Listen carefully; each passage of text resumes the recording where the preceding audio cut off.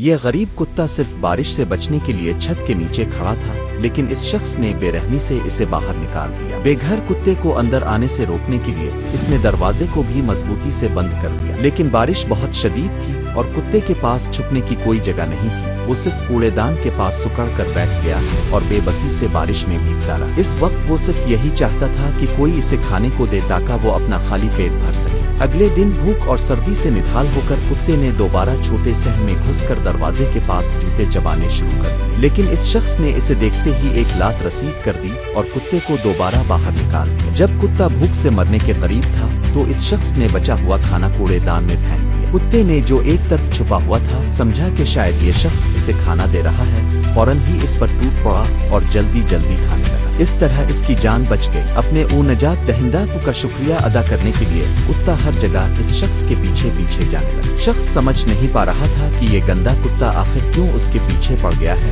اس لیے وہ تیزی سے چلنے لگا تاکہ اس سے چھٹکارا پا سکے۔ لیکن اچانک ایک بے خبر موٹر سائیکل سوار تیزی سے آیا اور کتے کو زوردار ٹکر مار دی۔ کتا زمین پر گر گیا اور اس کی ٹانگیں تڑپنے لگیں، دردناک چیخیں نکالتے ہوئے۔ یہ منظر دیکھ کر شخص کچھ دیر کے لیے سکتا گیا، لیکن پھر بھی اس نے کتے کی مدد کرنے سے انکار کر دیا اور چلتا بنا۔ عورتوں اور قریب کے گاؤں والوں نے بھی کتے کی حالت پر ترس کھانے کی بجائے اس پر الزام لگایا کہ یہ ایک بے گھر کتا ہے جس کی کوئی دیکھ بھال نہیں کرتا، اور یہ حادثہ اسی کی وجہ سے ہوا۔ لیکن جب کتا موت کے قریب پہنچ گیا تو وہی بے رحم شخص اچانک موٹر سائیکل لے کر واپس آیا اور سب کی حیرت کی نظروں کے سامنے کتے کو اٹھا کر ہسپتال لے گیا۔ ہسپتال میں ڈاکٹروں کی کوششوں سے کتے کی جان بچ گئی، لیکن شخص نے واضح کر دیا کہ وہ کتے کو اپنے ساتھ نہیں رکھنا چاہتا کیونکہ ان کے گاؤں میں کتے پالنے کی ممانعت۔ ڈاکٹر نے کہا کہ وہ کسی اور گھر کی تلاش کرے گا، لیکن تب تک کتے کو کچھ دنوں کے لیے اس کے پاس رہنا ہو۔ مجبورنہ شخص نے حامی بھر دی۔ گھر پہنچتے ہی شخص نے کتے کو نظر انداز کر دیا